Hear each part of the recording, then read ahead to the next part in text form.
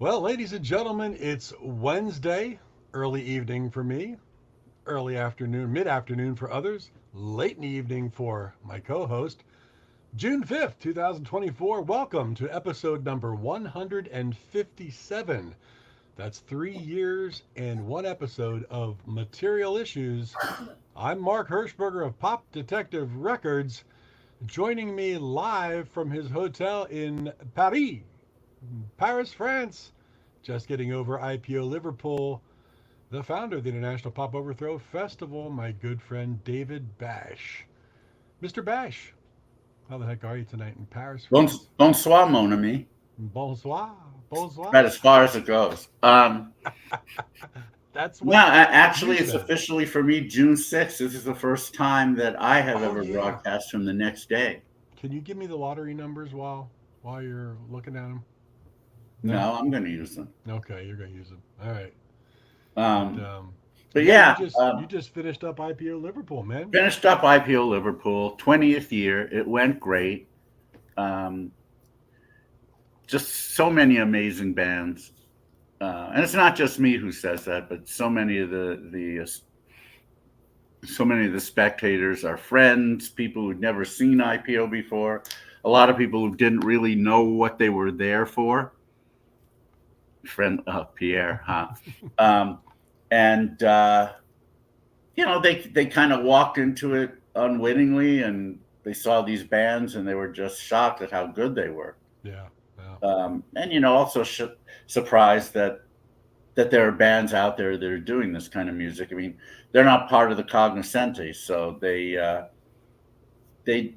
know what they hear on mainstream radio. They know what they used to hear and aren't hearing anymore, and they're very pleasantly surprised. Yeah. So it was a great IPO. We already have the date, next year's dates locked into the diary. Nice. So Nice. the Cavern were happy. And then, of course, there was the Brick, which probably I've probably over promoted on Facebook, but I still I'm still gobsmacked over that. I really Well, can't for believe that it those who happened. don't know what you might be talking about, what is the brick? What's the big deal about the brick? I'm gonna pop up his Well, photo outside of the here. cavern, well, actually across the street, Matthew Street at the Cavern Pub, is the Cavern Wall of Fame, and the Cavern Wall of Fame includes every band who played at the Cavern from the early 60s through the early 70s, and then a select number of bands who played the Cavern from the 90s until now. Um, it's really great to see some of those people up there, but of course, the Wall is most known for having the Beatles and the Stones and all these 60s bands who played the Cavern. Stevie Wonder played the Cavern. He's Yeah. got a brick up there. But then starting in the 90s, it's only, it's mostly bands of the level of Oasis and the Coral and people like that. Um, and somehow, some way, they decided that I was worthy of having a brick up there as well for the 20 years of IPO. As they pointed out, I brought about 2,000 bands to the Cavern, at Wow. least Wow. over the 20 years. Yeah, more than, I mean, maybe not 2,000 different bands, but certainly well over 1,000 of those. Mm. And they want to acknowledge it. And they couldn't have picked a better way to do it. To be up And on this that wall with some of those greats. and this And picture right here, it's right outside of the Cavern Pub, yeah, which is they right gave me an amazing location. It's great right location. outside, it's right to the left of the Cavern Pub door. I And see they your put my brick. IPO posters right there Yeah, advertising the band, and you're right above Steven Van Zant, yeah, right above um, Steven Van Zandt, right next to Clem Burke. Clem Burke, Blondie, That's amazing. I and mean, only 3 bit bricks above something that says "Wham Bam, thank you, ma'am." I mean, as far as me knowing you, I think that's perfect. yeah, You see there that? you go. Wham Bam, thank. That's an awesome honor. Congratulations, my friend. Thank you. It really is. Again, I didn't expect it. Thank you, Tim. I didn't expect it. I don't know that I'm worthy of it, but I'll take it. That's I'm not going to argue. that's really awesome. Wow, congrats and So glad that was great being inducted and everything.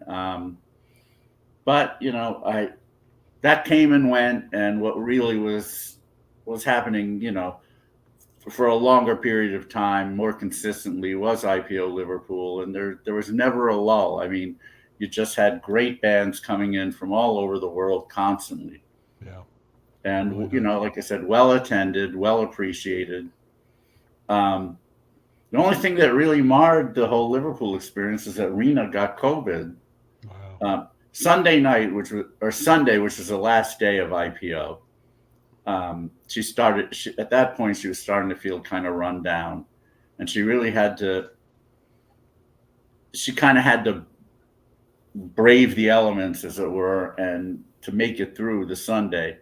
By Monday morning, she was delirious with fever, No, and we tested. She was positive. I have felt fine up and all the way through this, so I don't know whether I'm positive, negative, or neutral. But yeah, Monday was a really rough day for her. Tuesday, we were supposed to leave for Paris yesterday, but she wasn't up to it, so we had to stay an extra day in Liverpool, which wasn't the worst thing in the world. And we made it to Paris this afternoon, and just wanted to show you some of the purchases I made, because naturally I had to get to record stores right away. I mean, you tucked Rena in bed and said, "See you later. I got to get to." No, she came with. Oh, wow. Okay. The first place I went to was called Monster something, and it was just a mess. I mean, records scattered everywhere practically. I mean, there were rows, but you had to.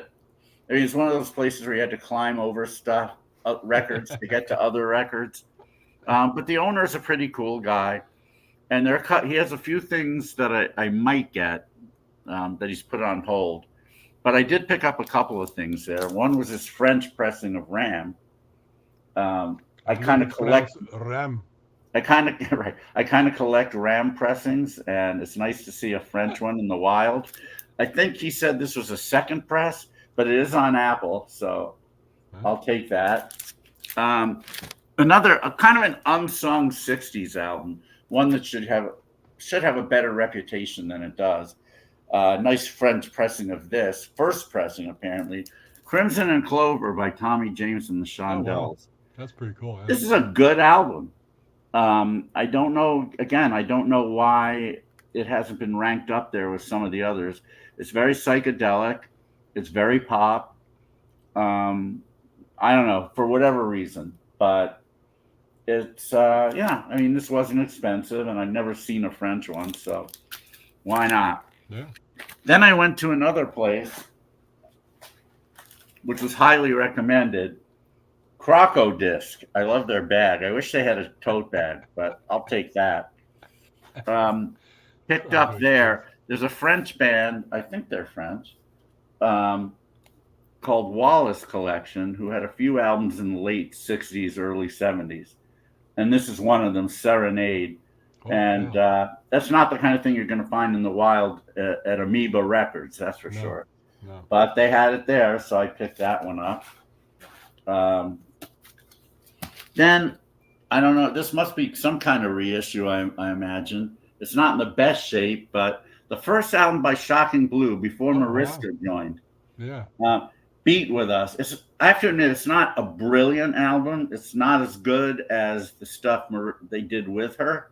And obviously, they don't have her sex appeal either. But it is a strong. I mean, it's a reasonably strong late '60s, beat pop album. And for whatever reason, it's never had the rep. It's never been worth a whole lot of money. But this is a French pressing, and I thought, what the hell? Why not? When in France, man. Then I went to a place called Gibert, Gibert, which is more like sort of an HMV Tower kind of place. But I couldn't believe some of the stuff they had there. I mean, they had all kinds of '60s and '70s, like all the Cherry Red stuff, for example. Yeah. You're not going to see that at a mainstream shop like this. They had them all on display. I picked up. They had this cheap. The latest album by Duncan Reid and the Big Head's been on vinyl. I kind of always wanted that, but didn't want to pay like $25, so Right, yeah. didn't have to. And then a couple of CDs. I don't think I'd ever seen this version of the first Slade album, Ambrose Slade Beginnings, Nice. on CD with like it's not even a digipack. It's kind of like a hardcover with a booklet inside. It's only €6, which is less than $6 these days. So not bad. Then I found this live Badfinger album. I have no idea whether or not this is good, but I haven't seen it before. So I went for it. And the pièce de résistance, something else I don't see in the wild very often. An original Japanese 67 to 70 with an obi. Oh, wow. This wasn't cheap. It was €50. But again, it's an original pressing. It's in VG Plus, record cover obi. So again, when in Rome, only in this case, when in Paris. Otherwise, you would just regret not getting it if you got in a plane and didn't do it. So that's right. Hey, so we only live once, so enjoy. No, absolutely. So that's it so far. I don't know if I'm going to have time to go to any more record shops tomorrow because Rena does want to do touristy stuff, and it's only fair. Well, you could buy her something at the Louvre. Well, that's where we're going. Yeah, buy her something there. It costs you 1.4 million, 1.6 million. Oh yeah. You can see if the Mona Lisa's up for sale. Are you going to spray paint IPO over the Mona Lisa and stand there and protest? No, damn, that's a great idea. It would get.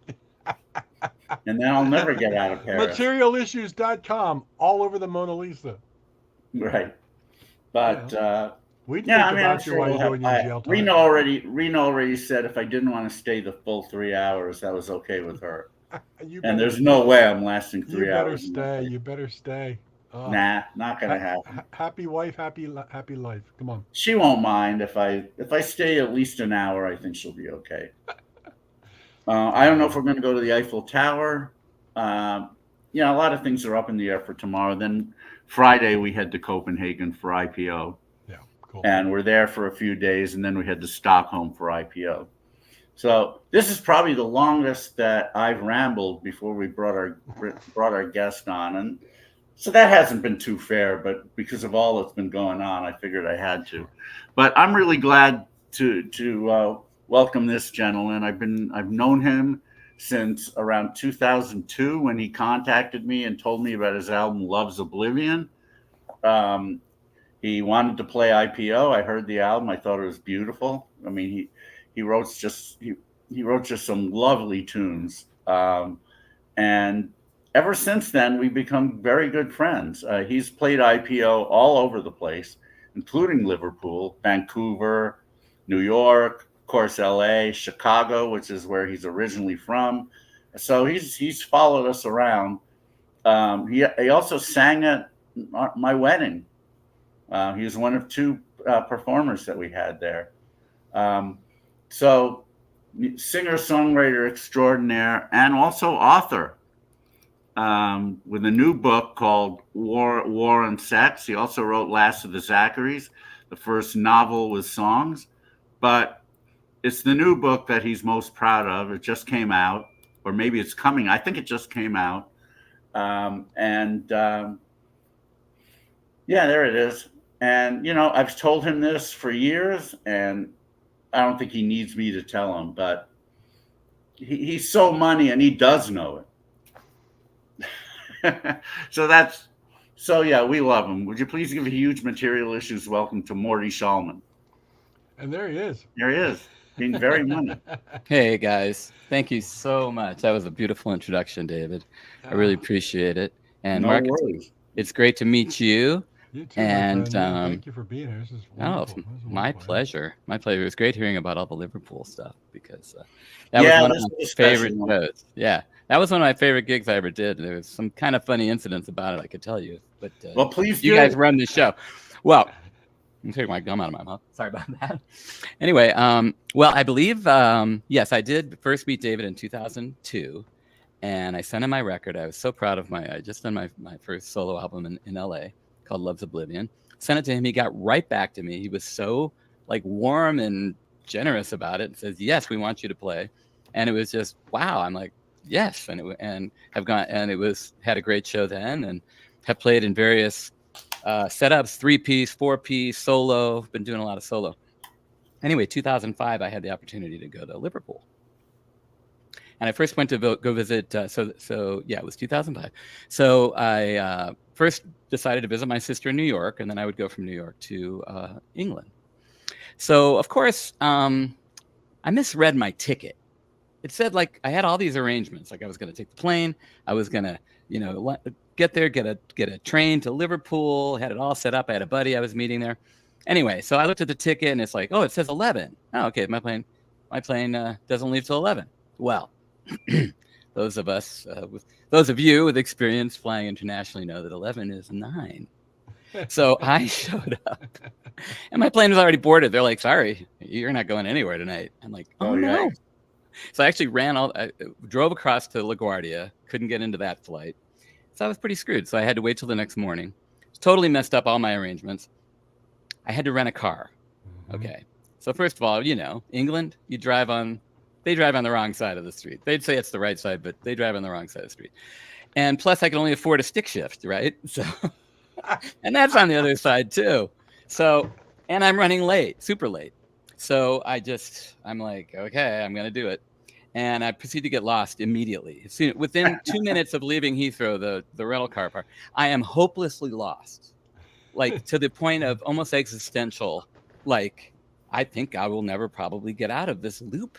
I can't figure out how to get to the highway. Was right there. I couldn't see it. I just couldn't get there. So finally, I willed myself. I found it. I got all situated. And as I'm driving to Liverpool, I'm starting to hear on the radio that Liverpool had just won the European soccer championship, which is a big deal. Yep. And I'm like, oh, that should be fun. So of course I roll into town, and the place is a literal madhouse. So on top of the fact that I barely knew how to drive, and the fact that I didn't know where I was going, the streets were crawling with Liverpudlians having one of the most ecstatic nights of their life. Yes. Okay. And finally, I thought, I can't beat them, join them. So everybody was looking for a ride. So I let like 4 people on my car. Said, I'll give you a ride wherever you're going if you show me how to get to my hotel. and naturally, they had no interest in getting me to my hotel. They just want someone to run around so they could yell and scream and blah, blah, blah. And eventually, I had to kick them out in my car. And they were speaking a strange dialect that, even it wasn't even English. I didn't even know. But anyway, I eventually had to kick them out of my car. They did make off with one of my fine fedoras that I was planning to wear at my show, but they left me a Liverpool soccer flag. There you go. Wow. So anyway, I don't know if that was a long-winded story, but it was a fantastic time. It was very memorable. By the time I did the shows, I played one at the Cavern. In the main room, it was amazing. And then I played at the Cavern Pub. And I have to say, the Cavern Pub show, it's a Saturday afternoon, was one of my favorite solo shows I've ever played because the room was packed. No one had ever heard of me. But everybody listened. And they were super polite. And they actually got into the words and the music. And they really paid attention. And it meant a lot to me because, we all, everybody out there, you guys, a lot of venues, especially in Los Angeles and around the country, you'll play and, people just kind of, especially in a bar type situation, you're just the background music. So it can be pretty loud, but I remember how polite and how warm and friendly the audience was in Liverpool. So anyway, that's my Liverpool anecdote. Now, when you missed your plane, were your bags already on the plane? No, luckily I just was checking, I was just had a carry on. So no, I did not. Oh, wow. Really? Yeah, no. Well, plus I got there late anyway, so I didn't even get to the point of even checking my bag. Wow, but you came to Liverpool with just a carry-on. Wow. Yeah, I did. Which is funny, because I was there for 2005 because I remember in my hotel, after they won the European Championship, it was 24 hours straight of Oh just my God, yeah. people going ballistic, and every 3 seconds someone banging on my door, and I didn't sleep that entire night. And then of course that went on for almost the entire Liverpool IPO show for the week. It It just did, it yeah. There never were it guys never in, ended. yeah, You know. there were guys in the crowd wearing flags and super drunk, but you just Yeah, no doubt. Yeah, it was a drunk fest everywhere. yeah. But it was a But it great was time. it was a gas, yeah. Yeah, And for yeah. people And who've then never been there, yeah, crazy. a few years later they were in the cup again against AC Milan. Only this time it happened. The finals happened during IPO, so we had to actually move things around so that we had bands play, then the game, then Hmm. more bands play. That one they lost, which is probably good for us because I don't know what would have happened. The backstage was like a swamp. I mean, Wow. all these people were in there drinking, and I've never seen anything like it. Like just liquid sticking to the walls. It's disgusting. And there's one guy on stage who was passed out, and they couldn't wake him up for like 15 minutes. Uh, but a decent number of people stayed afterwards to watch the second set of bands. And I That's remember great. one of the bands was from Milan, and they were afraid to go on because AC Milan had just beaten Liverpool. Oh But yeah. I said, look, the people who are here don't care about that. And sure enough, they didn't. They cheered for them, and but yeah, it was all very strange. Well, what Yeah. a great time! What a great time! Oh, Great. absolutely. That's what it's all Absolutely. about. Is the Yeah. memories.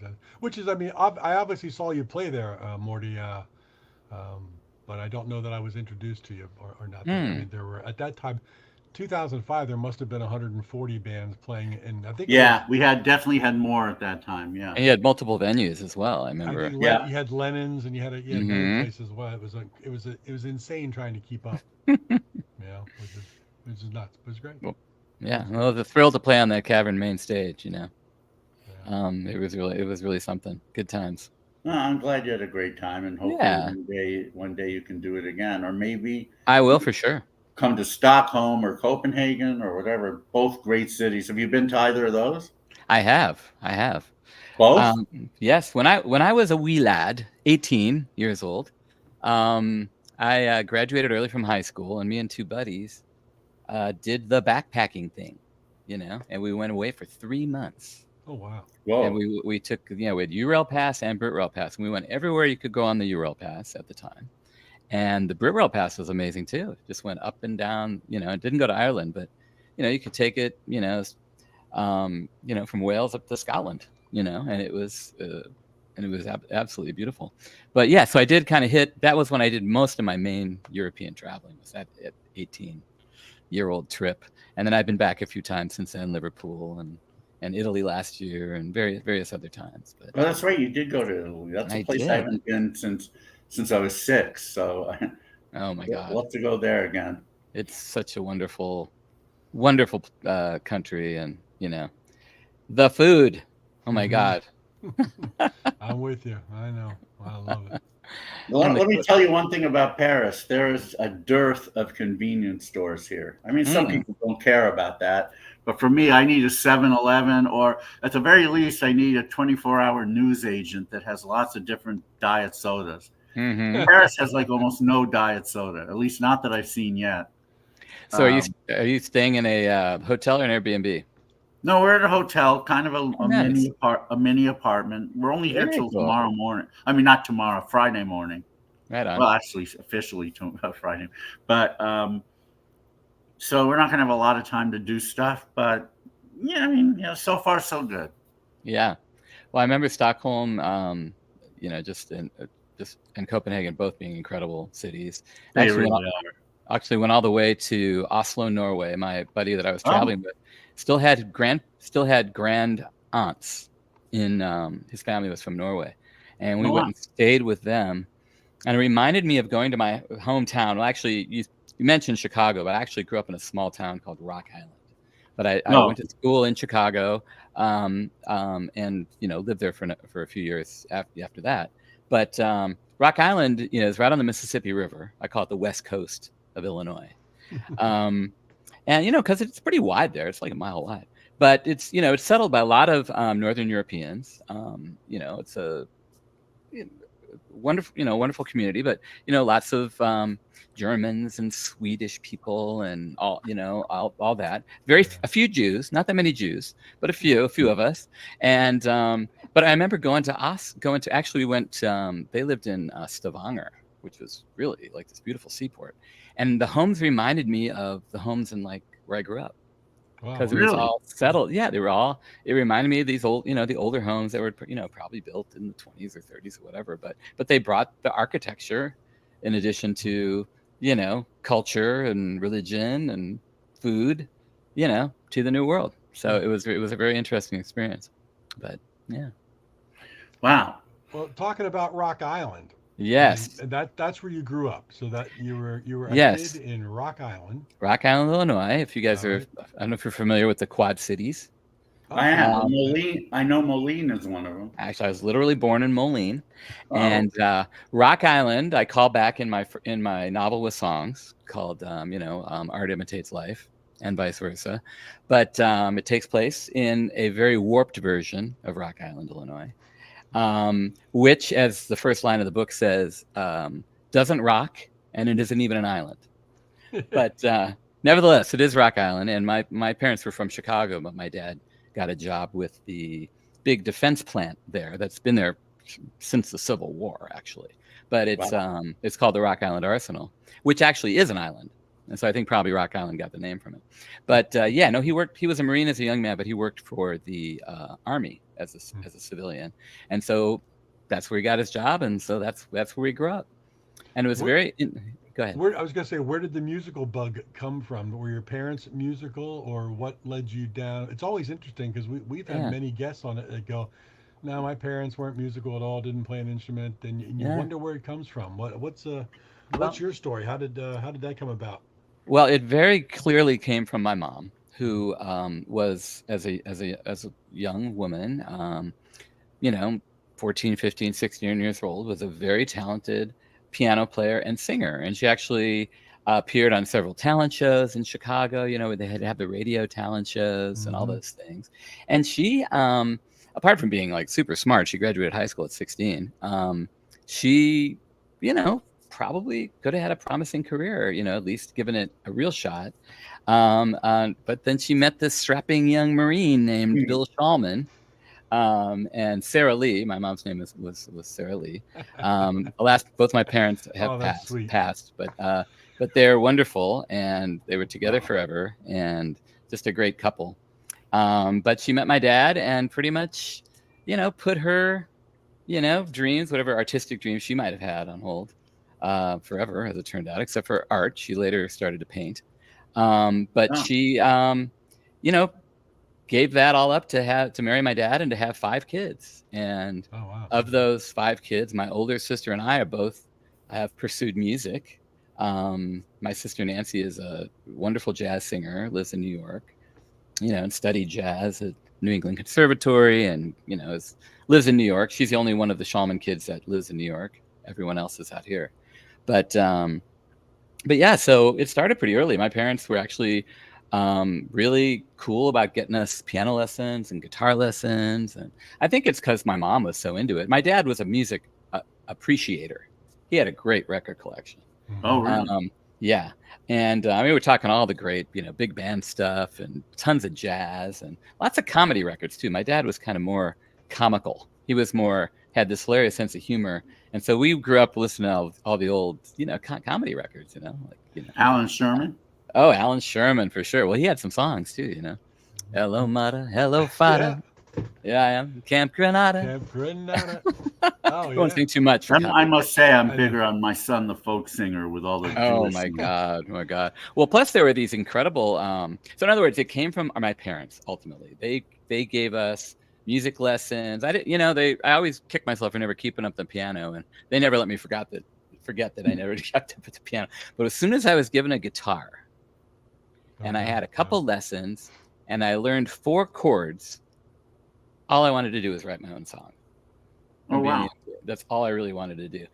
I had a couple songbooks and stuff like that, but I was just way more interested in just kind of doing my own thing. So I just kind of started, I probably should have learned another chord or two, but I started really, just really writing songs from a young age. And plus I was always, actually my first musical inclination was as a singer. Mm-hmm. And that's, I would say, is my main instrument. And, guitar and that is to, accompany yourself. And the title of the very first song you wrote was? See Sublime. Wait, See Sublime. S-E-A or S-E-E? S-E-A, Sublime. And it wasn't a bad song. I need to pull those out and do a compilation of the early days. There you go. I sail on a sea sublime. I'd listen to that. Saving up all the world's time. Sail on a sea sublime.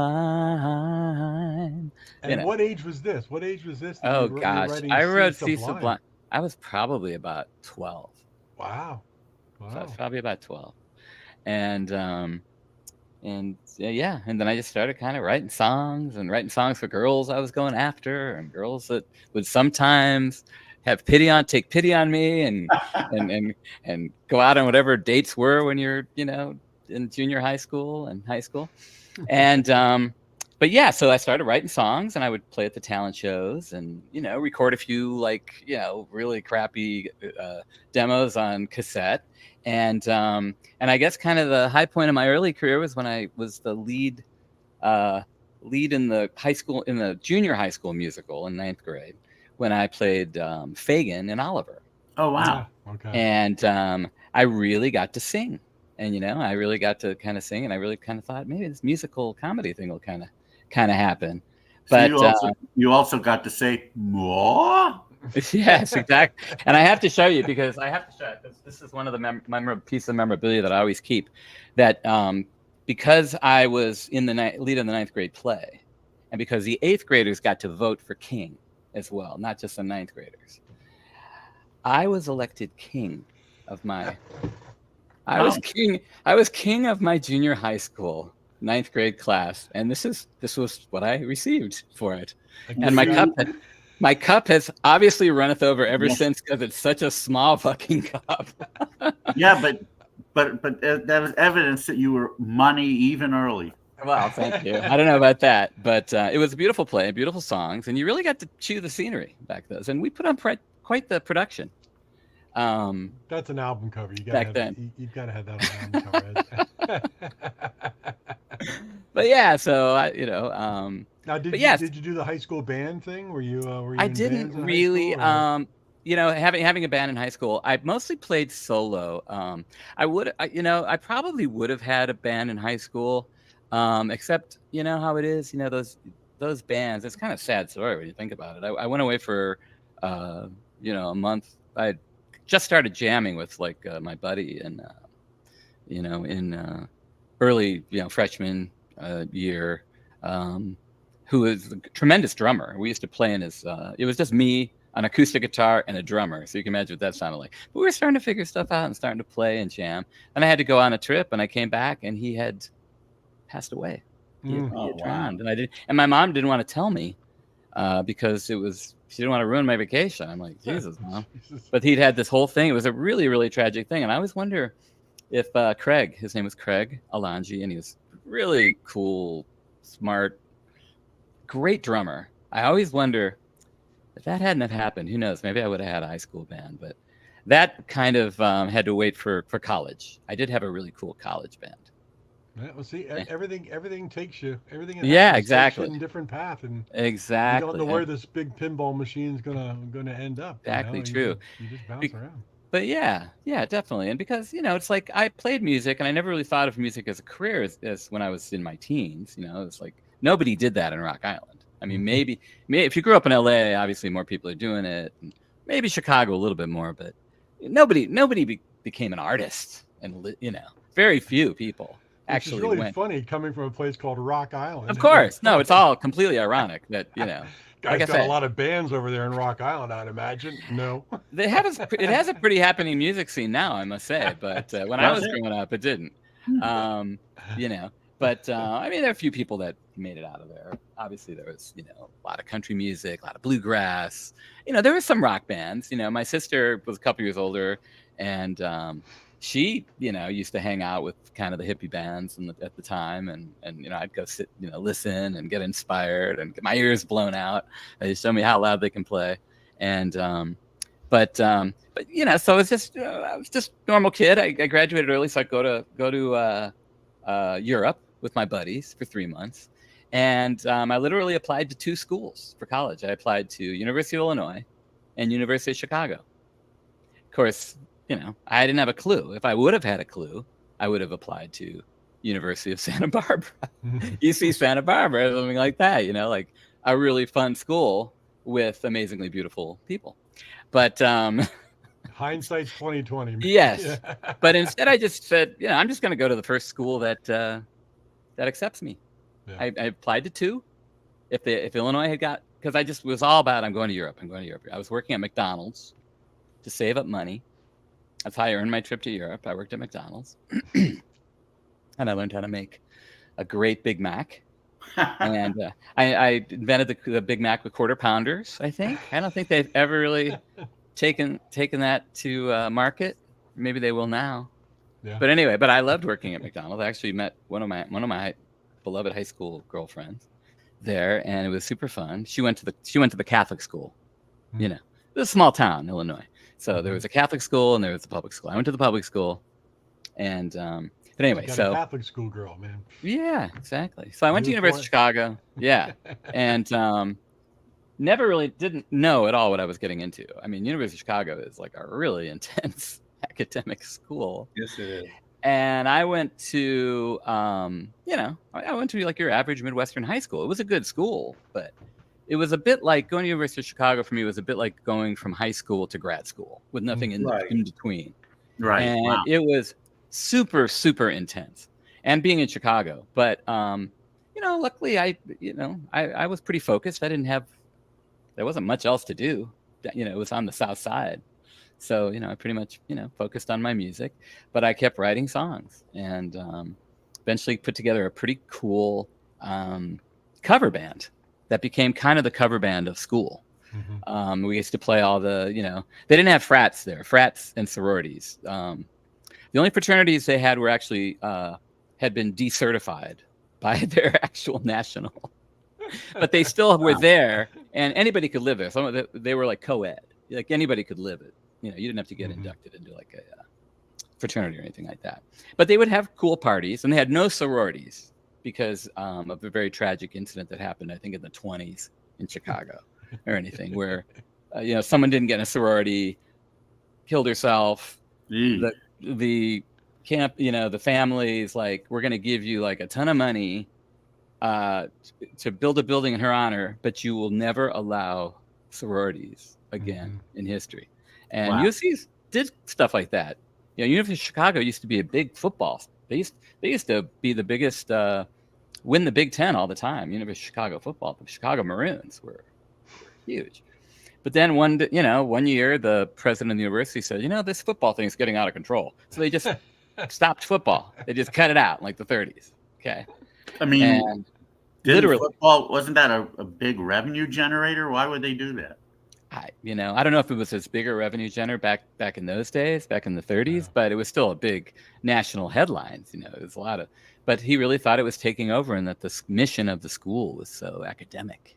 Mm-hmm. That's the kind of place we're talking about here. This is like a serious, and when I went there was twice as many grad students as undergrads. So it was a very intense, and it was a small school. It was like 2,500 undergrads, 5,000 grad students, in this really kind of cloistered, really cool place. I lived in this great dorm called Woodward Court that had been designed by Eero Saarinen, his famous architect. But apparently they went cheap on the construction, and he took his name off of it. But there's a rumor, apparently a myth, that Bob Dylan actually jammed. They had music practice rooms in the basement of Woodward Court, and there's a rumor that Bob Dylan may have actually possibly jammed with some dudes in the basement of Woodward Court. Really? Okay.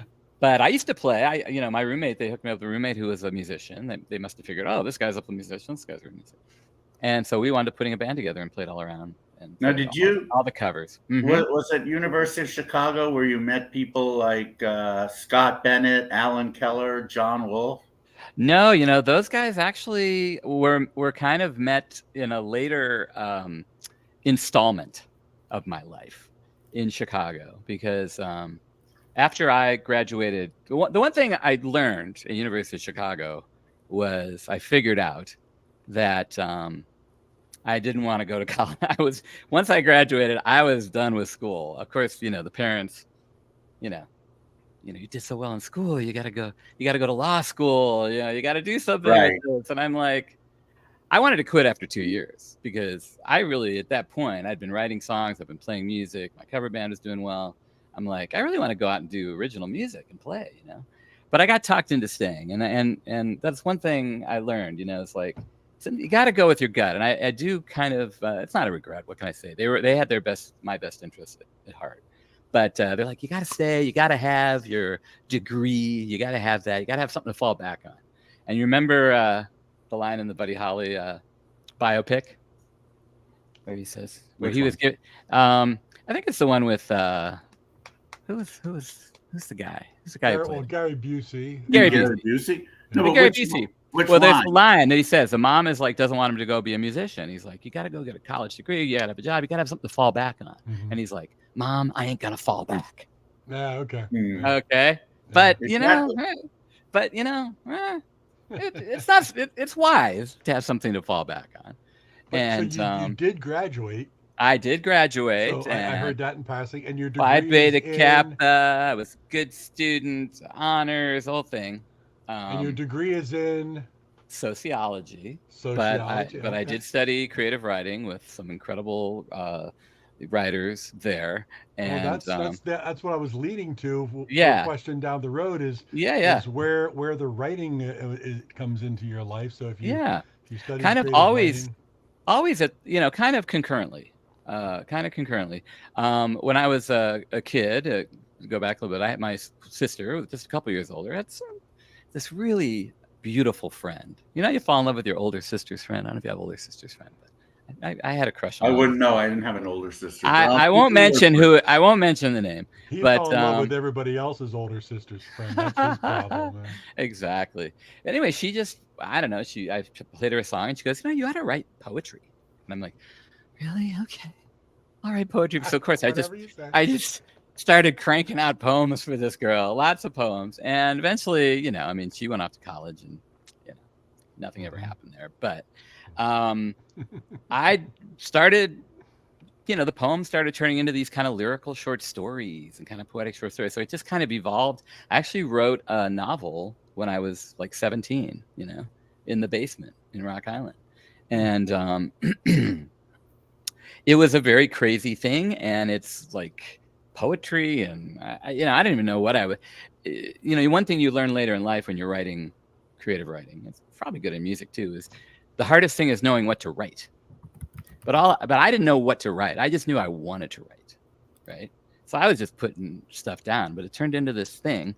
And it was my first longer work, a novel. And it helped me get into college because I submitted it as like a writing sample. And it helped me get into this writing courses with this amazing teacher, Richard Stern. But beyond that, it just became a thing. But to answer your question, I've always kind of been writing, creative writing, if you want to call prose, poetry, but also songs.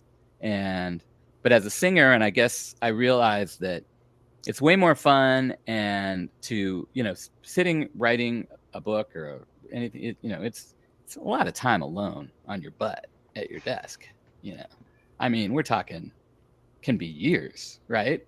And that can get kind of boring. So I figured I'm a young guy. I'm going to play songs. They're like little short stories. Songs are easier, right? You just write, 3-minute pop song, right? Yeah. So I'm thinking I can crank out the songs and and that's way more fun. And I can play live and I can meet girls and all that. So to answer your question, it was always kind of a concurrent thing, but I did make a conscious choice when I was younger to kind of pursue music.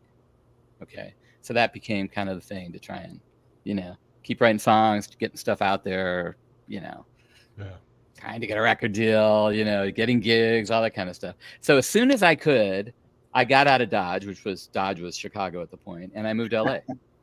Okay, and I moved What to year LA. is this? What year is this? Don't make me date myself. Let's just say it's the 80s. I moved there in the 80s. 80s. Okay. 80s, and let's just say 80s and new wave was happening, and Okay. I was way into my new wave, right? So anyway, so I didn't know anybody. I didn't know a soul. I left everything behind and knocked around and played the various places and did an EP that I'm very proud of called Morton. That was even then released independently, and I I'm very proud of that music. It was really great to do. I had a great time playing all those old clubs like Madame Wong's and these different places. But instead, I didn't become famous. Let's put it that way. But I did become married. And as quickly as I became married, I became divorced. Oh. And it was one of those things where, man, this really sucks. I don't know if any of you guys ever been through that. Okay. Well, it sucks. But, you feel like, what did I do? Because it becomes one of those things that you feel like a failure. Mhm. It's like I'd made, what did I do? How did I make these choices? What led me here to this relationship? And of course, she was young and beautiful, and I was younger and beautiful, more beautiful than now. She was even younger than me. She was 19 years old, and we got married. And a good friend of mine told me, dude, okay, I get it. You're in love, getting married. She's 19, man. One day you're gonna wake up, and you're not gonna know who the heck she is. And it was true. And so we were together about a year and a half. Bottom line is, I went back to Illinois for a while. Mhm. I skedaddled. Even though I'd chosen LA as the place I always wanted to live, I, said, you want to know something? I'm going to get out of Dodge for a while. In this case, Dodge was not Chicago. Dodge was LA. So I went back to my parents' basement. And they welcomed me with open arms. And went back to the Quad Cities. Never intended to stay as long as I did, but I went back to the Quad Cities and sort of decided to reinvent myself musically. Mhm. And by then, the new wave was kind of in the past, and the later 80s pop that I was doing. And I just kind of went back to my roots as a kind of folky singer-songwriter, writing all these songs in my basement and recording them on my Fostex. Fostex, Yeah, reel-to-reel, 8-track reel-to-reel that I had. And to go along, so, it was like going back home, but kind of starting a new chapter in a weird way. And we had this, big house we grew up in, had this huge basement with its own entrance out the back. So I could literally just, it was like at my own place. And my parents, God love them, they were so sweet. They were saying, see, we told you should have gone to law school. They're like, no, come have your art, do your thing, and they even let me set up a recording studio down there. Wow. So I set up a recording studio in the basement in Rock Island and started recording all the local bands as a way to just make a little money. And in addition, recording my own stuff. So, we're in the 90s at this point, without saying specific dates, early 90s. And I decided that I needed to not only, I was no longer wanted to be Morty Shallman. I was Morty Shallman. But I wanted to be Andrew Ashbery. Huh. I remember this now. Yes. So I decided, hey, Morty Shallman. And I was Morton for a while. I said, maybe I'll be Andrew Ashbery. So I became Andrew Ashbery. And I started playing gigs and recording under the name Andrew Ashbery, and actually got to a pretty good following in like the tri-state area, as we called it. I used to play at all the clubs in those days in that area. Do a little touring in the Midwest. Started to go up to Chicago as Andrew Ashbery. Started to break in more in Chicago, which I'd never really done before, because as soon as I could, I got out of Rock Island and Chicago and went out to LA.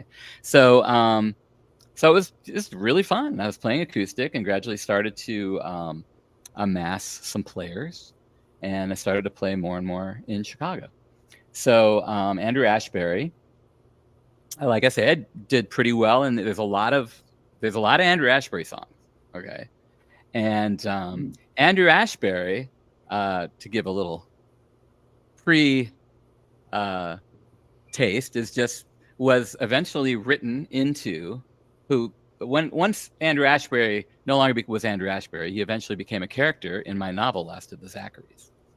So I basically created this fictional real person who was me, and then eventually that real person was packaged and put into this book, and now lives on in this as this character in my novel Last of the Zacharys, which is all kind of based on my experience of going back home and all that. So anyway, so I started playing more and more in Chicago, and I lost my guitar player that I'd been playing with a lot, but I had some great Andrew Ashbury demos.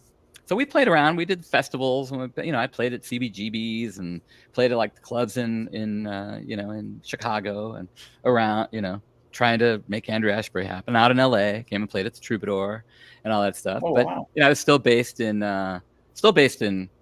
Chicago at this point. So I kind of gradually filtered up from the basement in Rock Island because I was playing more in Chicago, and I wound up meeting just randomly. I had some Andrew Ashbury tapes to mix. So I went into this studio called Chicago Track Studios, which was a pretty famous studio in Chicago. I don't know if you guys are that familiar with. Was where Ministry recorded lots of Chicago bands. But my buddy, well, he wasn't my buddy then. He was just some dude. He had an remember the ADATs? Yeah. Right. So we recorded all these demos on ADATs, and I wanted to get them better mixed because I had some prospects out in LA I was going to send them to, So I'm like, so that weren't that many people that had ADAT studios, but I found this guy had a room at Chicago Tracks where he mixed ADATs. I went in there, and he turns out to be this guy named Danny Schaefer, who has become one of my great friends, and was mixing the music, and it was one of the top guitarists in Chicago. I didn't know because I had really just kind of starting to get acquainted with the Chicago scene. But I mean, so we're talking session guy and played with various bands and was a rock star. He was a tremendous guitar player, and he just said, "Hey, if you ever need a guitar player, I'm looking for projects to do." So I'm like, as a matter of fact, I do need a guitar player. But so we started to get together and jam, and the first thing he did was fire our drummer. I'm like, wait, I like our drummer. And started to take the band in a completely new direction. Like, it was, I don't even know how to describe Andrew Ashbury. It was like, it was early 90s, but it was singer, songwriter, but it had an edge, but it was very poppy. But, it's like REM meets Elvis Costello meets, so anyway, Danny started, adding this element to it that just was really turning it into a rock band. And so we're working on my songs to start with, but eventually we started kind of writing stuff together. And so when he fired our drummer, he called up a buddy of his. He fired our drummer right before we were offered a slot on the local radio station to come in and play, which didn't happen that often in Chicago. So we were offered to come in and play live. And at this point, the band was now called Minds of Babes. Wow. Okay? And that was the name of that. So Andrew Ashbury and the Luminaries eventually evolved into this new project called Minds of Babes, which somebody described once as Elvis Costello, which I guess would be me, backed up by Jimi Hendrix and the Experience. Because Danny was just this incredible, virtuoso guitar player. So who does he call to fill in on drums is a fellow I had never met but had heard about a lot. It was a guy named Scott Bennett. So Scott Bennett shows up with a snare and at this radio station, and never heard the songs, never met us, and just sat in, and we did this like hour long. And I think there's still tapes of this, of these recordings. But Scott just loved the songs and decided to join our band as a drummer. Now he was doing, Scott, he's multi-instrumentalist, plays guitar, bass, sings his ass off, keyboards. I mean, everything he does is, better than they're just all around guy. But he was looking for a chance to play drums, and he had another band that he was in called the Falling Melendez. That's how I met Alan Keller. That's the one with Alan Keller. Yeah, that was so he was in a band where he fronted with him and Alan. Like Scott played bass, and that was more his front band. But Scott became the drummer in my band, and so I could kind of say, "Hey, Scott Bennett's my drummer in my band." And then we had this guy Tad Devlin, who was just the sweetest guy and knew tons of people, so would always, get lots of people out to our shows. And so Minds of Babes became a thing in the '90s. We played around Chicago, played all the cool clubs, the Double Door. Came out here to do some showcases and recorded a really cool EP. It was actually 7-song EP, all on tape, almost all live except for vocal overdubs. And it is a really great sounding record. It's called Imaginary Eye. So, and all this stuff you can find, by the way, on my website, morty.org. I want to scroll this across the bottom right there. It's morty.org. Morty.org is my website. And I always joke. Easy of a website to remember as any. So morty.org. I say, did you get morty.org? Yeah. Well, I can't really, tell them without giving away my secrets. I just tell them, hey, I'm a nonprofit singer-songwriter organization, though not by choice. But yeah, it's a great website. All kinds. It really is. All the information you need. Every time my sister refers to you, she refers to you as Morty.org. So Morty.org. Yeah. Well, I looked into getting my name formally changed to Morty.org. I figured, why not just have your name, your website? It'd make everything so much easier. Yeah. But all this stuff .org even. Yeah, but the Minds of Babes stuff. So I say, all these tranches. I love the word tranche. I don't know. I must have picked it up listening to some podcast or other, some political podcast. The word tranche, all these tranches of material exist in different forms. Like all the Andrew Ashbury songs, where I would, we used to sell cassettes, at my shows. So all that material exists and is in the book Last of the Zacharys. Yeah. And the world's first novel with songs, and the Minds of Babes stuff is all, we keep talking about it. Every time I talk to Danny, we wish each other happy birthday. He's in Chicago still. And Scott is in England now. But we always talk about getting together. We have an album's worth of stuff. And I think one day we will turn that EP into a full-length record and maybe do some shows. That'd be great. It's definitely of its time. We were maybe a little ahead of our time. We were pretty rockin', modern rock, I guess you would call. Just very poppy but edgy. We still did long guitar solos, but the songs were, not your basic 3-4 chord pop. I mean, they were pretty sophisticated in terms of our compositions. And of course, I got to sing with this incredible band. So I didn't know that I'd stumbled my way into this really amazing band in Chicago by just looking to mix some ADATs. But eventually, the path you took, exactly. But eventually, eventually, I always knew I wanted to be back in LA. So late '80s, I decided to say goodbye to all my Chicago friends, who, most of whom wound up following me out to Los Angeles. One way or another, and came back to LA, and then that's about when I started recording the Love's Oblivion record. And I met David Badge. What inspired the songs on Love's Oblivion? Well, that it was interesting. Those were I hadn't really come up with the idea for a concept record yet.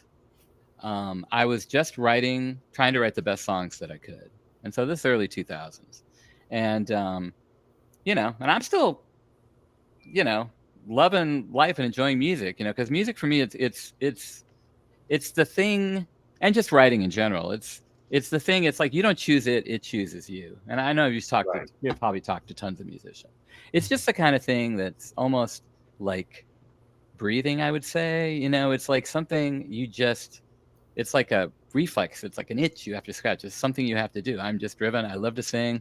I love to sit and play my guitar, and I love to write crazy stories. So I started writing and recording, gradually the songs that would become Love's Oblivion. And it was time to put the record together. I had all these different tracks at different studios and different things. They all existed on my Apple iMac. Remember the original Apple Bondi iMac? I recorded on an early version of Cubase. I think somebody gave me like a cracked version of Cubase. Sorry, Cubase. I bought it later. But and I recorded, most of the stuff at home. But I would, kind of do it in a modular way. I couldn't do stuff online like we could do now, but I would give mixes to a keyboardist I would find, or have go into a studio and record live drums. And so, but I compiled it all on my computer and looked around for mixers, because this was just something I was producer. I'm going to put this out on my own label. I'm doing this, and I found this incredible guy named Carter William Humphrey, who actually teaches Pro Tools. He's like a brilliant. He's like a mixer. A lot of engineers, as come from, they're musicians. And they come from that aspect of it. But this guy actually went to college and studied acoustics. He was like an engineer, like right. And so and at the time he had this Pro Tools rig that was kind of a travel rig, and he literally just came and moved into my condo. He just came in and moved in with me basically for, I forget how long we talked. And you had nothing to say about it? He just showed up? I mean, like Charles Manson at Dennis Wilson's. He gave me this incredible deal, but we got to mix it at your house. I'm like, no worries, man. Come on over. So he brought his gear in between his speakers, and he had, we're talking about, he had the Pro Tools HD, like the top Pro Tools rig you could have in 2002, okay, that you could travel with, right? And he brought it over and set it up, and we just basically lived it. So while he's, putting tracks, scraping tracks off my iMac and putting it into his, tower, and we're assembling the songs, and I'm starting to think, I'm starting to kind of feel like there's more to this record than just a collection of songs. And that's when I kind of started to realize, in putting them together, that if I put them together in the right way, they actually told a story. And then that's when obviously, concepts, that people have been doing concept albums forever, but I had the concept album that this was going to be a novel, but it was a novel in songs. Okay. A novel in 12 pop songs. A novel in 12 pop songs. And each song was a chapter in the narrative.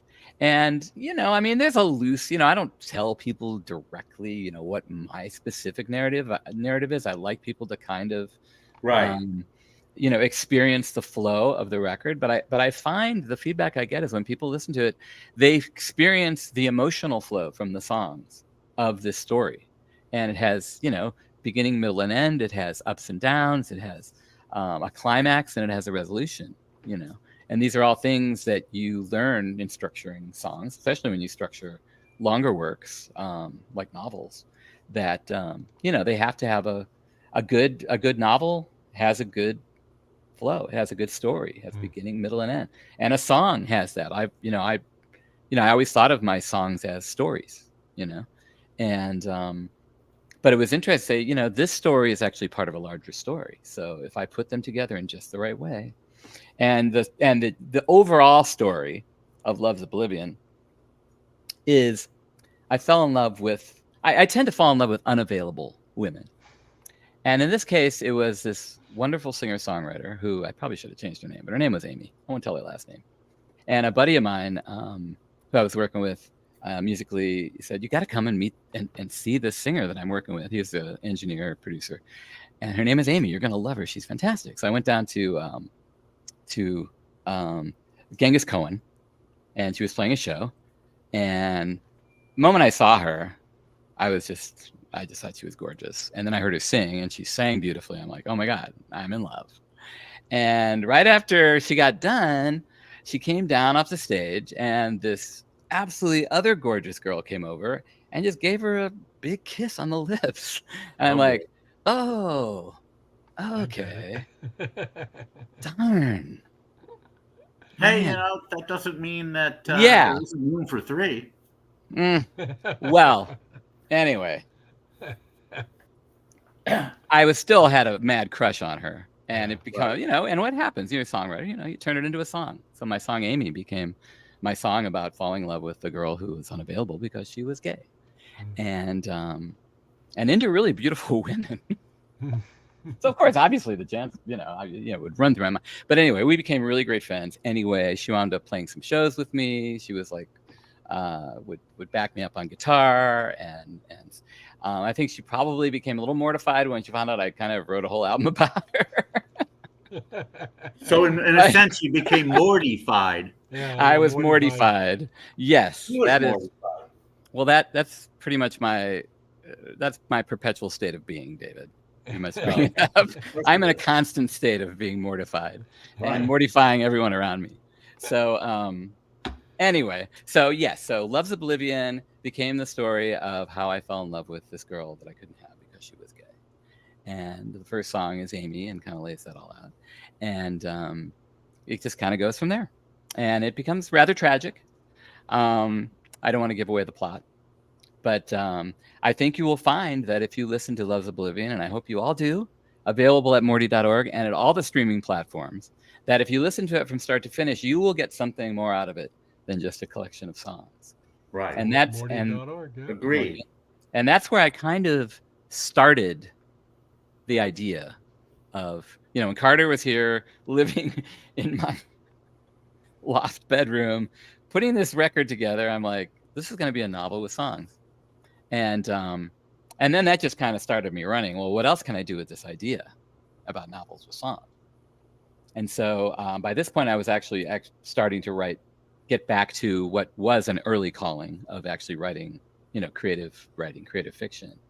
And so I started to write this kind of thing that just kind of the sprawling kind of epic that was weaving in my experiences as growing up as a singer-songwriter in the Quad Cities in this very kind of warped small town that was, I always used to describe the Last of the Zacharys as kind of Showboat meets Blue Velvet. Because, you know, in Blue Velvet, there's this kind of darkness, there's this edginess that lurks underneath the city, you know, that lurks underneath, you know, this ostensibly kind of quaint small town. And there was a lot of weird shit that went on in Rock Island, and a lot of it shit I made up anyway, but a lot of it was based on reality. And so I just kind of, you know, created this story. It's kind of a coming of age story about a musician, and I'm like, this is where I'm going to put all these Andrew Ashbury songs, because and you know, you do take stuff from your life when you write stories and books. Everybody does. It's not me.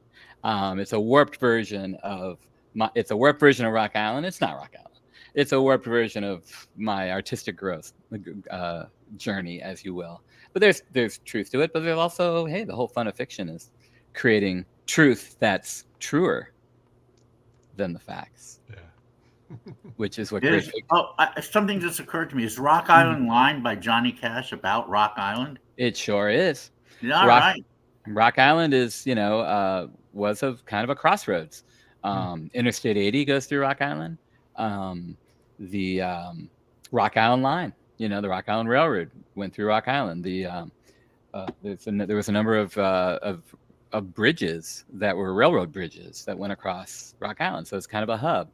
And it also had, it was a pretty licentious place. You know, it was like one of these, what is that one book? Oh God, Road to Perdition. Oh, yeah. Road to Perdition. I think actually supposedly took part somewhat in Rock Island, because, you know, it wasn't that far from Chicago. So, you know, the Chicago mob and all that. We were, you know, and you've got like the riverboats, you know, there was a whole riverboat gambling and all that, you know, back in the Mark Twain era, of course. But I kind of was kind of struck by all that. So Last of the Zacharys, it gets into this period of, okay, you go back to this town, which has been kind of ruined by the Rust Belt, you know, kind of a victim of the Rust Belt, of losing all of the manufacturing jobs that had happened there. You know, the real hollowing out of the middle class that we've seen, you know, throughout America. But it was especially happening in Rock Island and other cities in the Midwest, where, you know, and so one of the ways that these towns were trying to bring back revenue was by legalizing gambling. And at the time, they legalized riverboat gambling. So, and this kind of all happened about the time I went back to Rock Island. So they started to have these riverboats. At first, they only let them on the river, but eventually, of course, they became a little more permanent. So I just became kind of really interested about how does this bringing gambling and riverboats and, you know, the drugs and crime and addiction to gambling and everything that could come with something like that, how does that affect a small town like Rock Island? And then how does it affect this singer, you know, who's growing up there and, you know, and all this? And so, but anyway, so Jay Zachary is the name of the lead character in Last of the Zacharys. And he eventually gets out of Dodge. He leaves Rock Island and goes to LA and becomes Andrew Ashbury. But that's as much as I'll tell you about that. Right. But Andrew Ashbury, so it's kind of the opposite. Whereas Andrew Ashbury, Morty Shallman got out of Dodge, went back to the Quad Cities and became Andrew Ashbury. So anyway, so it's 130,000 words. And just to give you, it's a long book. It's in 3 parts. There are 45 songs associated with this book, and it's kind of a life's work. Like I feel it's out. You can read it. The songs you can stream part of them on Spotify. Some of them have been released on Spotify. You can stream all of them at morty.org. And it's, you know, something I feel like there's another version of Last of the Zacharys that will come at some day. I don't know whether it'll be a musical or maybe I'll go back and re-record some of those songs, you know, and just kind of update them and stuff like that. But it's definitely was my, you know, it was coming at it from a different way. Whereas Love's Oblivion was a novel and 12 pop songs. This is an actual novel, a literary novel with songs. And so the songs are. Great concept. I love it. Thank you. Thank you. Yeah, it really is. Yeah, and that's how I kind of started to say maybe this could be kind of a genre, you know, that I could kind of develop, you know, called literary pop, you know, where I'm kind of mashing up pop songs and literature. But there's lots of ways to do it. There's different ways to go at it. I've been experimenting with different ways to go at it. And with today's social media and all the platforms that are available to weave a book, a physical thing that people could hold in their hands. Oh yeah. With the ability to then go play a song that's being associated with this paragraph you're writing. Exactly. It's kind of cool. It's almost like a hyperlink in a sense. It's like, you know, hyperlink takes you into you know, if you want to learn more. Like say, and I found there was all sorts of cool ways to use songs in the book. Like say, if the character is a songwriter, why don't I put the song in that he's writing? You know, and or say he's playing at a bar. You know, maybe shows, or maybe there's a bar scene, and maybe there's a song playing in the background. Why don't I write the song that's playing in the background? I come up with some crazy name of some crazy artist from, you know, wherever who's playing this song, and then some of them are actually like a traditional musical where, at least how musicals evolved was, you know, to where the song actually carries the story to some degree. That's a little trickier when you're matching a book with a song, but I feel that when I do the audiobook, that will be maybe the ultimate way to do cool. Last of the Zacharys. I've been going back and forth with my daughter. My oldest daughter is a writer, and we've been playing around for years with the idea of, you know, a struggling songwriter of today. It's a science fiction kind of thing that finds a portal to the past and writes the hit song that he's looking for with somebody from 40 years ago. Awesome. That's a great concept. And it goes back and forth. It's a neat thing, but just the idea of combining cool. You know, a book with music like that is just it's just Thank you. It's novel. It's different. I mean, thank you. It's a novel. It's a novel. But I have to ask you, talking about my daughter. Yes. Both my daughters. Sure. They're 29 and 25. Sure. They're both big Drake Bell fans. Oh my God. I'd be remiss if I didn't ask you how you got a co-writing credit here on Highway to Nowhere. Oh Travis well, Scott. that's actually a pretty cool story. It was kind of it was fairly early. It was after Love's Oblivion. At this point, my buddy Scott Bennett had moved out, and he was playing. I think he started to play with Brian Wilson at this point. But he was also, Scott is a very gregarious guy and meets lots of people, knows lots of people, and he's like, he invited me to this party. That's this kid Drake Bell, and I hadn't really heard of. I was too old for Nickelodeon at that point. But anyway, so I'm like, okay, cool. So I went to this party, and it was just a really fun party. I don't know if it was at his house or not, and I can't even remember what year it was. Maybe 2006, 2007. I'll have to look back and see when Highway to Nowhere came out. But anyway, so I met Drake, and he's just this coolest, just bright personality, just like so much energy, such a sweet guy. Didn't know me from Adam. He knew Scott. I mean, obviously Scott introduced me, and he was. I think his producer might have been there too. This guy back, Mike Corcoran. He has a stage name. That's my dog. He's getting in on the act. So anyway, so we're at this party, and Drake's sitting at the piano, and Drake and Scott are sitting at the piano, and they're starting to kind of work on something, and I kind of just, I don't know what they were doing, so I kind of. It might have even been something that maybe Scott had played for me at his house. Scott's an incredible piano player, as is Drake. And so they're just sitting kind of working on this thing, and I kind of mosey on over, and it's just the three of us. The party's going on around us, and by Yemeni, I came up with the hook.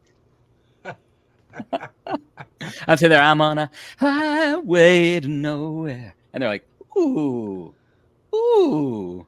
I mean, I'm sure they had the chord. They were playing something. I didn't know if they had the melody, but they were playing the chords. I'm like, I'm on a highway to nowhere, and I'm getting high without you. Of course, they had to change it to get by without you. Right. And then we sat there for another hour and knocked it out. And then I got a call. I think a week later from Scott saying, "Morty, remember that thing we were working on at Drake's house?" I go, "Oh yeah, I'm on a highway to no." And you're like, you had some other lyrics, right? And I'm like, "Well, yeah, I think I do. Let me go scrape through my pockets of my jeans." And I'd written some scraps, or literally scraps, just play back and rewind, some of the cool lines from the thing. And so they wanted, because he and Drake had gotten together, they wanted to finish the song. And I'm like, cool. So and then I'm like, great, yeah, finish the song. And so maybe got a call like 6 months later that, the song, it's gonna be on Drake's first solo record, and it's also gonna be on Zoe 101. They used it in a TV show. Right. Yep. And I'm like, really? That's amazing. That's like, and literally, I think I spent maybe an hour, and obviously had two amazing co-writers with it. But I will claim, and I will say, I came up with the chorus. Nice. And it was a really fun time. Wrote a couple things with Drake over the time. Definitely stayed in touch. Like, we used to hang out and party quite a bit. And that's a real good pop song, and thank you. And Drake is Drake's doing the whole rockabilly thing now. Oh my God, he's such a talented guy. He's very good at it. It's, guys, I don't mean to interrupt, but I'm so wiped that. Oh, are you? I'm gonna have to go. I never do this, but this is a situation. Well, David, I feel better. Yeah. Definitely, David. I may be sick. But beyond that, just not, having done IPO Liverpool, not having slept, now in Paris, same deal.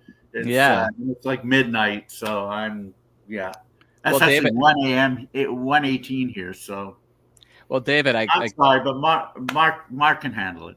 Yeah, we'll go a little bit longer. I got to play at least one song. We're gonna play a song and carry on. It's no problem, David. But David, I just want to tell you, thank you again, for just the graciousness and warmth you've always shown me through IPO, and I'm really looking forward to my next live show at the IPO Los Angeles, which I believe is August 6th.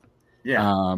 At Redwood Bar, always fun, and I just, I really appreciate it. Hope to make it out to Liverpool again, and have a great rest of your trip, and hope you and Rena hope you get some rest, and I hope Rena's feeling better. She so far so good, but thank you so much for being on the show, and my pleasure, man. My pleasure. I will watch the rest of it when I can. Thank All right, you. Take care, buddy. Yeah, David, be good. Bye, Mark. Take care. Yeah, so that's how Highway to Nowhere came about, and ironically, Yeah, I had to. I mean, I had to ask, number one. I mean, yeah, because at a party. when I read that in the bio, I was like, what? What? Wait a second here, because back in the day, Mm-hmm. my daughters were Oh, just look, Drake I've Bell. I've got 10 nieces and nephews, right? I've got 4 siblings. I've got 10 nieces and nephews, and that one song has Yeah. given me more nachas Sure. credit from them, from my nieces and nephews, than anything I've ever done in my life. Isn't that funny? And like you said, you spent all of an hour doing the thing. You know, what can I say? But it's a great song. I mean, I'm really proud of how it turned out, and it's beautiful. He's got a great recording of it. I was just thinking about doing, like, I should probably do my own cover of it. Yeah. And why not? Why not? It's a very good. As you said, he's a talent. It's funny when, as the years go past, and Mm-hmm. I've got my own record label, and I have Sure. the genres that I enjoy, and this and that, and your daughters are all Drake Mm-hmm. Bell type thing, and you're just being a Mm-hmm. dad. You're like, Yeah. But you start to realize that there is a level of talent besides being a good looking Oh, young yeah. guy. You have to have the energy, like you said. He's so full of energy. You have to have the talent. He can And play. What he's doing now with the whole rocket, and I'm a oh my God. rockabilly fan. Oh yeah.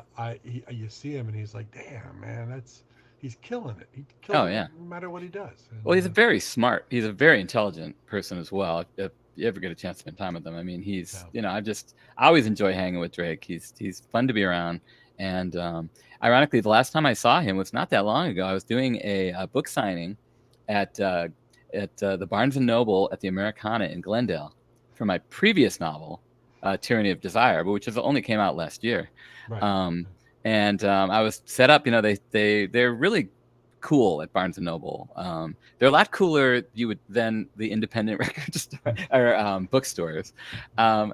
It's hard to get arrested there. They might buy, they'll take 1 or 2 book. If you're lucky, they'll do it on consignment. Blah. You call it Barnes and Noble, they're like, oh wow, oh you're in our system, because my books are distributed worldwide. We can buy the book. It's distributed normally. Yeah, we'll get some books. I'm like, I'd love to come in and sign some. They're like, sure, come on in. They set me up a big table, and I had my big sign, and I'm set up and just meeting people. I had, friends that would come to support me, but also just meeting people who had never heard of me. Right. And I got pretty good at selling my book to people who'd never heard of me.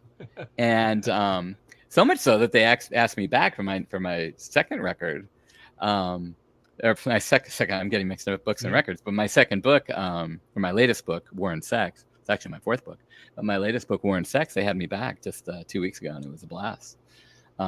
It's a great way to meet people and make it. You can't play live as a. I mean, you can do book readings and stuff like that, but it's the closest thing to playing live for a. Well, we're also going to get to that in a moment too. Yeah. War and Sex, which thank you again for. Oh, my pleasure. Off to my me. pleasure.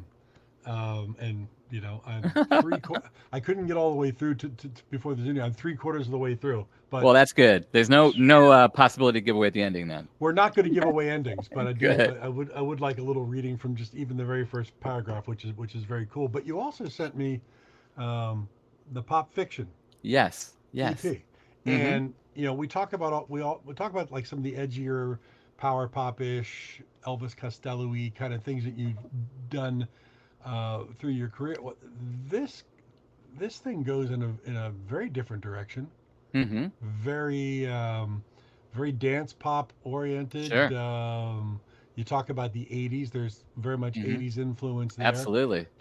I hear a lot of 90s Scandinavian awesome. dance pop. There's an artist from Sweden called Morten Abel. That's right. And I love the guy, and another Morten. We should do a Morten and Morten. Morten and Morten. But this is a really good. I'm a power pop guy. I'm a rockabilly guy. I was telling David before the show starts, have you listened to this yet? And he hadn't heard it yet. Oh wow! And I said, very different, but I really like it. Thank you. I mean, it's just one of those things where you just start going. Thanks. Yeah, I hooked up with some really cool producers on that. 2 of the songs are co-writes. A couple pretty big producers in LA, And the other two were just songs I pretty much started in my own studio, started recording. And I do like to keep up. It's like people ask like what my style is, and it's like for me, I'm just a songwriter and a singer. To me, and I'm sure we can have tons of debates about all this, genre is more about production for me. Of course, genres can have certain tropes of the way you write songs. And I know like dance pop, more modern pop song, often it's the same 4 chords over and over and over, which can get old, but it also can be pretty great if you learn how to work your melodies around that. If you have to force yourself to find the different cool places to go on a melody, a 4-chord progression, all EDM, dance music, all that is all, of course, my earlier stuff is all traditional, man. I get the chorus has to like pop, it has to go somewhere else, it can't all be in the same key, but that's not necessarily the way it is now, and for better or worse, I think it's always a pendulum too. I think once people get used to a certain type of writing, it kind of swings back. But yeah, Pop Fiction once again was just something that was just such a blast to record. Half done at my studio, half done at my buddy Steve Dresser's studio, who mixed it, and just some good bangers. Is this self-released? Yes. Yes, it is. Okay, but everybody again can get this at morty.org. You can't forget. And you can stream Pop Fiction, and most of my later projects you can stream singles. I've been doing a lot of singles lately for releases as opposed to full-length records. I suppose it's a little bit easier. Check out Pop Fiction. If you go to Spotify, like my Morty Shallman Spotify link, there's tons of stuff there. Yeah, I was digging. I think what's it? Party all night on Sunset. Yes. Yeah, definitely name check a lot of. I just got back from taking my daughters to a vacation in LA 2 weeks ago. We were all over. That's right. Obviously, Sunset and everything all over the place. That's so cool, man. So I was drawn to playing that right away. But great. But you're right. A lot of genre can be about the production. Any of these 4 songs, you take away some of the driving beat behind it, and if you're sitting up there with an acoustic guitar, it's gonna work and give you a whole sense of something else. That's kind of my test, in a sense, my own personal test for if it's a good song or not, is if it works on an acoustic guitar. Now, did you want to play a track from this EP, or what do you got? What do you got queued up? Well, I could play a track from that EP, but actually, what I was going to play was, nice. I was going to play.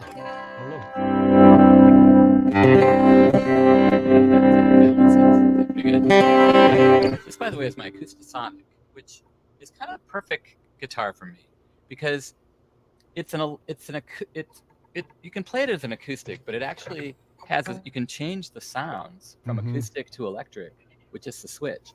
And not everybody loves this guitar, but for me, it works out great because I do a lot of. It's one of those guitars that it came super fast, and everybody was like, "Oh my gosh!" And then you didn't hear much about it. Yeah.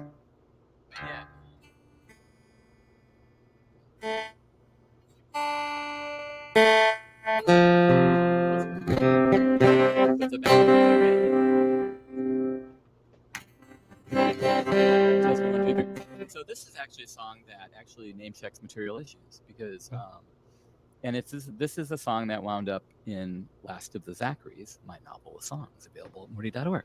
Nice. And it was actually loosely inspired. I won't say I know all the details because I wasn't that close of friends and I wasn't that much involved.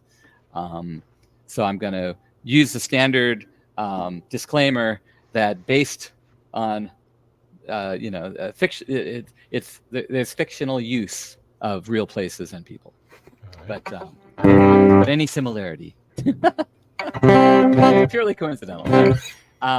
No, I was inspired to write this when I heard of the tragic death of Jim Ellison from Material Issue. And when I was still living in Chicago, I was still doing Minds of Babes. I lived down the street from this bar called Thurston's, and actually right across the street from another bar. This was kind of in your Wrigley Park, Lakeview area, kind of north. Wrigley Field would be the closest big landmark. But we, so anyway, so I could literally walk down the street to a couple clubs where I used to play. and would sometimes just walk my amp and my guitar down there. A place called Thurston's, and there's another one called the Elbow Room, and and so obviously it was a neighborhood bar, so I'd go hang out there during the week, and they had this absolutely stunning, drop dead gorgeous bartender, right? And I wish I could remember her name. I can't, but she was absolutely gorgeous. And so I just would come and get beers. And one day her boyfriend showed up, and her boyfriend turned out to be Jim Ellison. Oh, wow. And so we would sit there, and I just kind of got to know him loosely. We'd share a beer. I'd say, I'm a fan, and he knew, definitely knew Scott and Danny from my band. So we kind of loosely got to know him, and he was just a really sweet, unpretentious, really nice guy. And I do know Mike Zelenko too. I haven't seen him for a while, but I have became friendly with Mike in Chicago as well. All great people. They were a little before me going back to the Chicago scene, so I didn't really experience the big hit of Material Issue. But anyway, so I got to know him a little bit, and he just kind of struck me. I will only say, and this is purely my impression, I don't know if there's any truth to it, as just maybe a little sad. Mm-hmm. He just seemed a little sad. And then I forget how long after this period was that someone mentioned that girlfriend broke up with him or something, and one thing led to another, and that he had killed himself. And I'm like, oh my God, that's really awful. I mean, this girl was really gorgeous, but I'm not saying she had anything to do with it. Really, who knows? Nobody knows why people do things like that. Right. Yeah. It's a huge mystery, and it's just all we can say is, man, what a tragedy. So anyway, it inspired the song. But I remember when he passed away, and this is something that is what drives the idea of the song, is that whenever a pop star passes away, right, there's always one day when they might have been out of the public light for a while, but all the news is about them. Their songs get played on the radio, now streamed on Spotify. Mm-hmm. And that inspired the idea of the song called Dead Rock Star Day. That's what the song is. And like I say, it wound up in... Little hot in the guitar. I want to make sure it sounds good. I don't want you to get into it. Okay, test. Less? Okay, good. Okay. Test. Okay. So she told you that she didn't really love you. She thinks you're nothing but a gifted fool. Now I bet you really feel.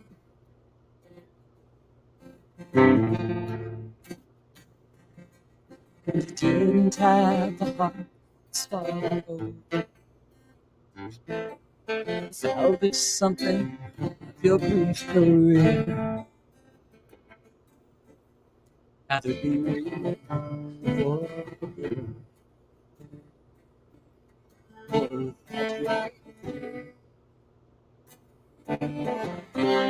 headlines for a day. Folks don't get what they pay. Dead rocks. Leather jackets like you have. It's like Elvis. Don't.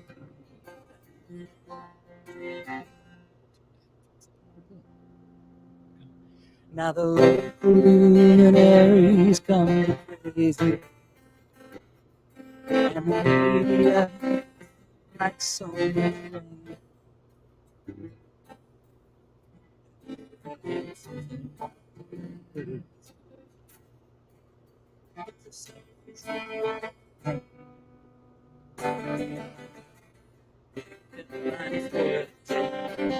The old song get away.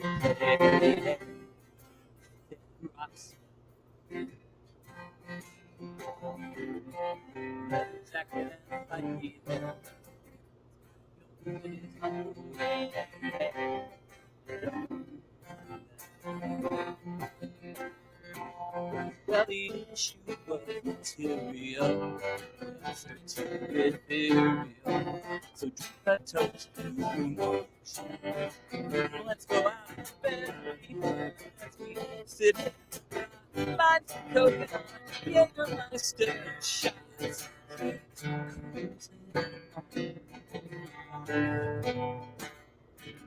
I'm still there.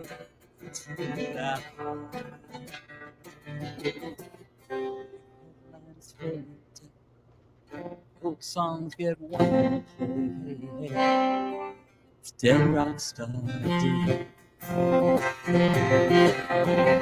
Second half fight, just like dead rock star.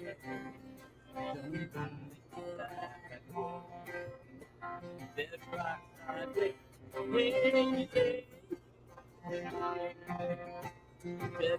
star.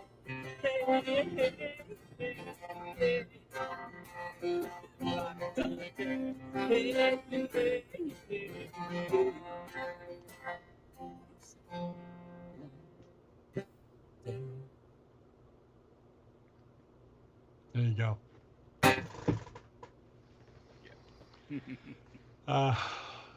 Material Wonderful.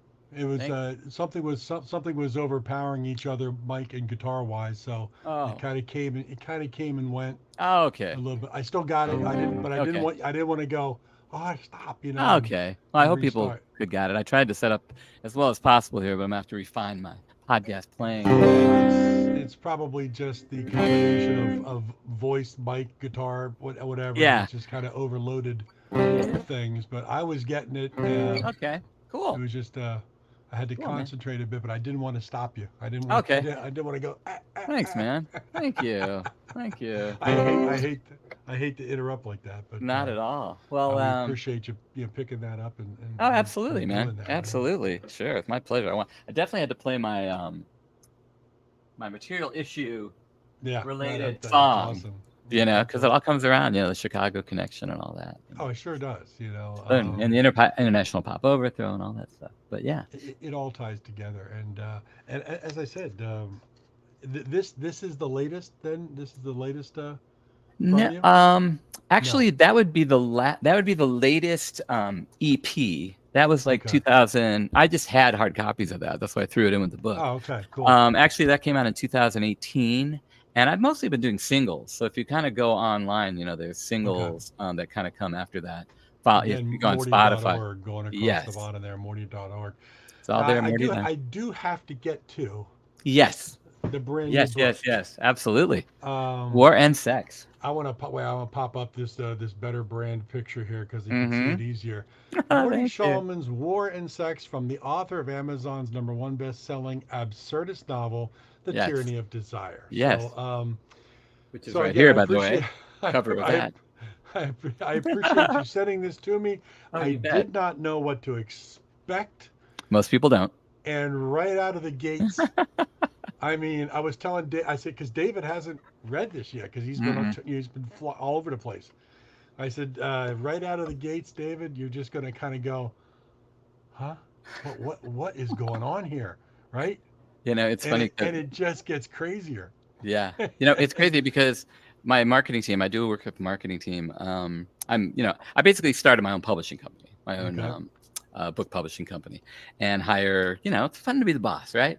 Sure. And, I hire editors, I hire artists, I hire marketing people. So the marketing team, they're like, do you think this should have a trigger warning on it? And I'm like, it's called War and Sex. It's a walking, talking trigger warning. Yes. Maybe I am. And But I'll tell you what, I got it in my hands, and I'm a voracious reader. Good. I Fantastic. read all the time, and so is my oldest daughter, the reader. Cool. But I'll look at a title, and I will immediately try to figure out in my head what this is going to be about. This is not where my imagination was going. I don't want to spoil anything for anybody who has not gotten this yet and has not picked it up at morty.org. Yes. But I'm sure you have a copy laying around. Would you, in your wonderful voice, read that first paragraph?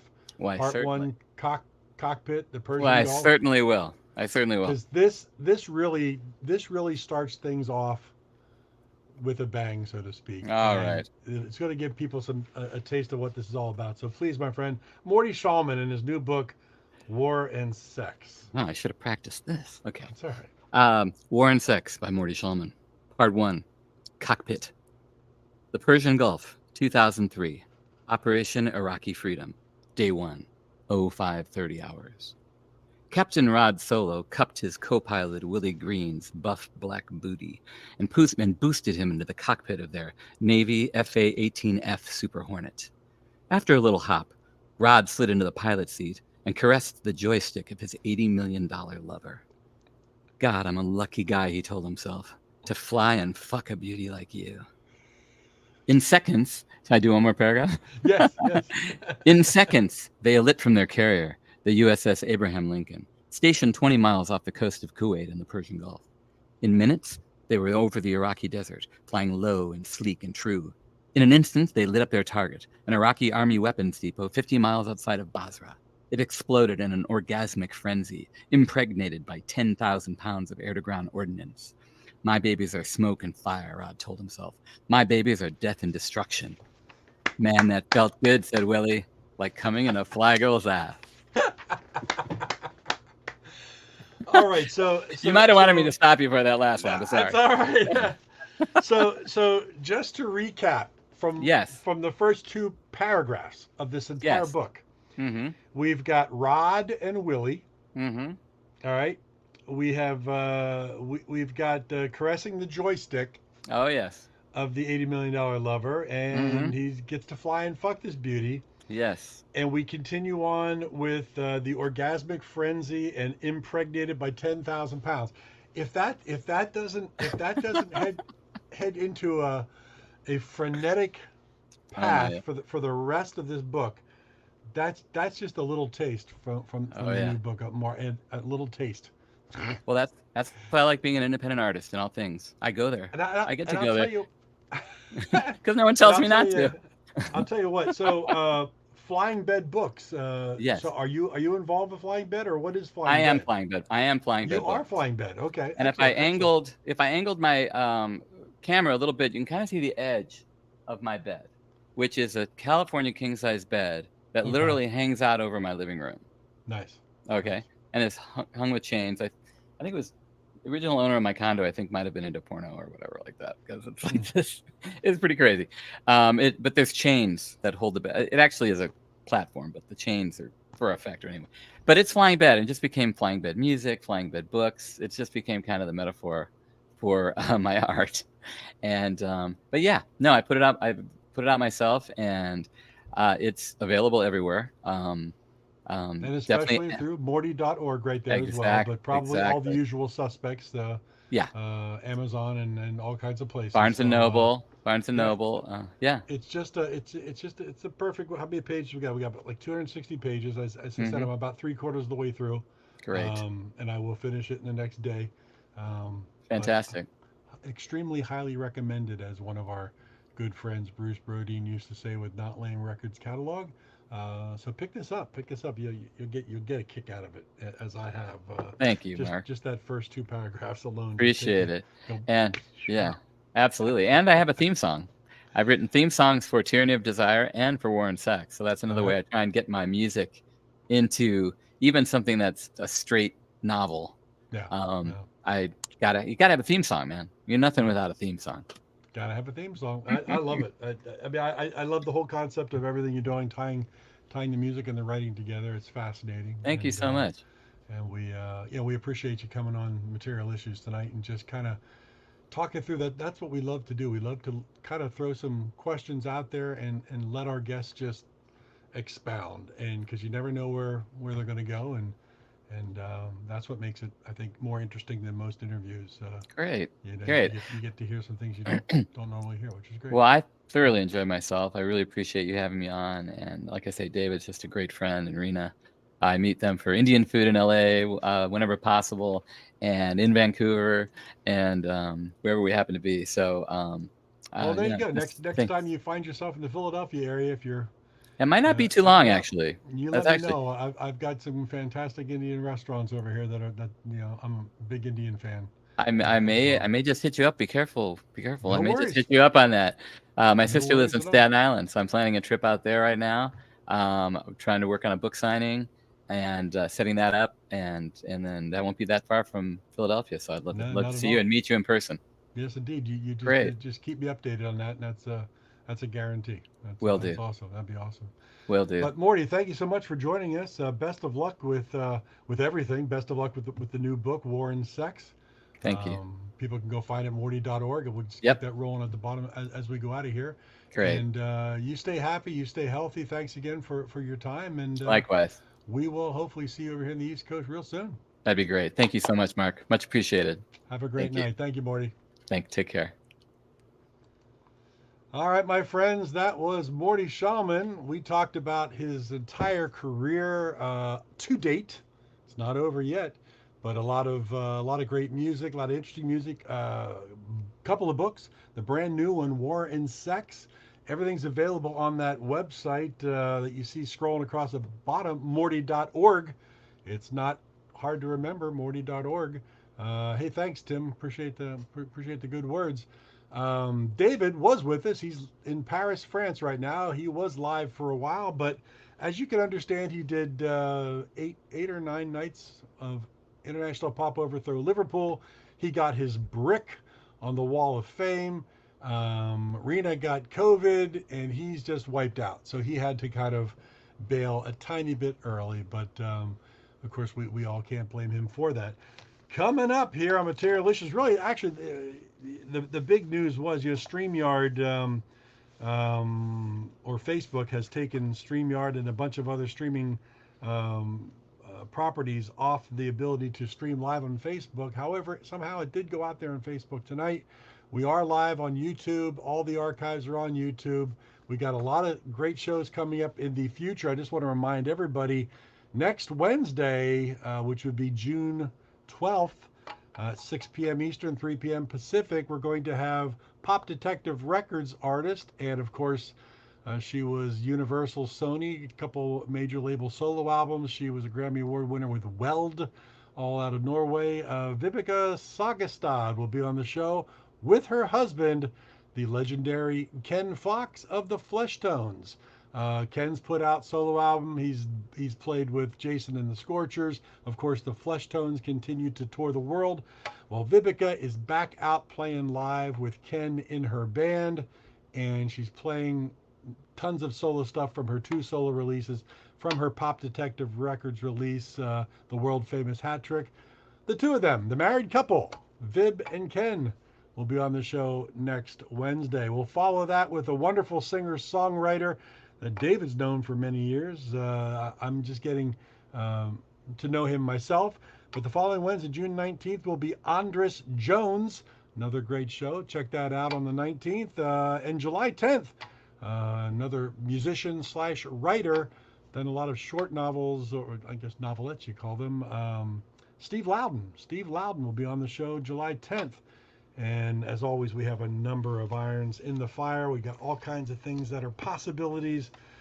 So if you would go over to materialissues.com, which is the YouTube channel, and subscribe over there, ring that bell, do all the funky things they tell you to do, then you're always going to know who's coming up. We don't throw out a lot of spam. We just let you know a couple of days in advance, just like tonight. So always join us. It's usually every Wednesday, 6 p.m. Eastern. I'm Mark Hershbeger of Pop Detective Records, popdetective.com.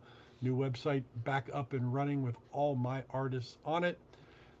Thanks again to Morty Shallman tonight, morty.org, strolling across the bottom.